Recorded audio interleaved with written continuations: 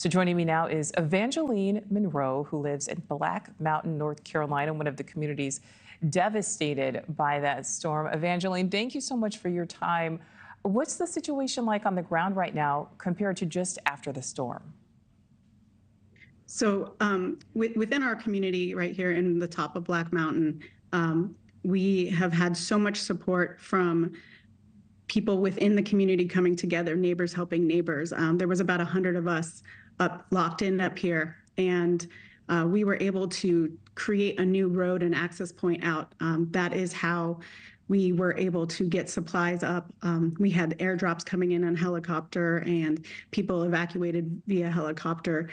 We were essentially locked out for several weeks. Now we have that access road and we're beginning to see what lies below us. But all that help came from within our community. We had to raise funds on our own to get the roads built and do all the work. We called out NCDOT. They could not help us. We asked for equipment. Nobody could bring us that. So we as a community banded together to make this happen.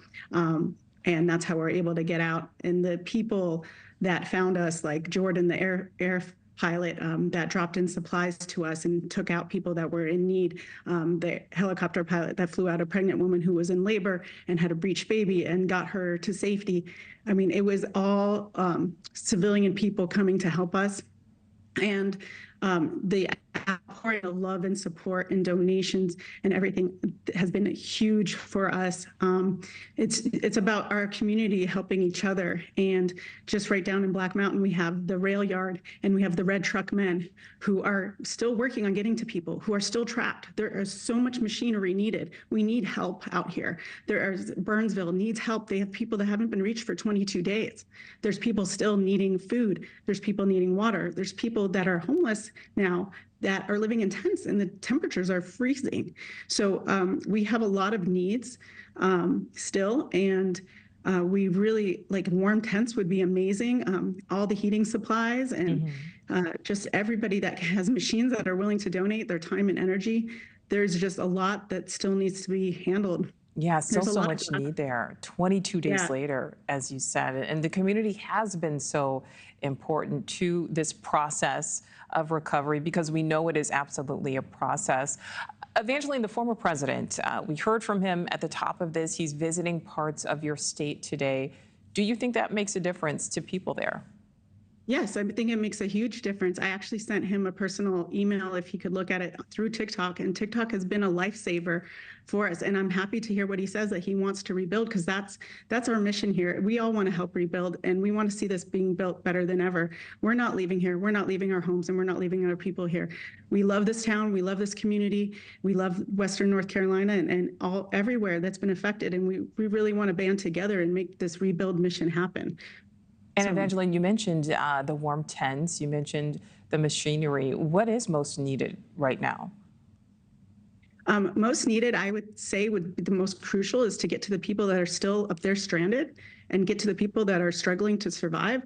And life is first and foremost, the people, keeping people warm, getting them everything that they need and getting access to those places. That to me is priority, is saving the lives that have made it this far already and are still waiting for help, finding those people.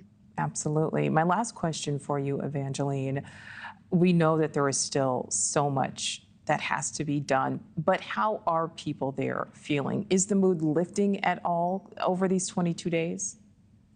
I think the biggest mood lifter for everybody is they're seeing how everyone has come together as community to unify together. And that is a huge, huge lift. And it's restored people's faith in humanity. The humanitarian effort that's going on with civilian people for helping each other. And it has just been amazing. And the outpouring of love and donations. I mean, the reason why I'm able to talk to you as a man braved our roads to bring me Starlink and 57 other people Starlink. And nobody would come up here, and he came up here and he installed it for me, and now I'm able to communicate with the outside world, and everyone in my neighborhood can come here and we can have access points. And he's going around installing these all on his own dollar.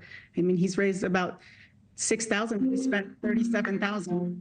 Sorry about that. Oh, no, that's okay. We know it absolutely is the helpers in situations like this. Thanks for watching. Go to joinnn.com to find News Nation on your screen. And don't forget to click the red subscribe button below to get more of News Nation's fact-driven, unbiased coverage.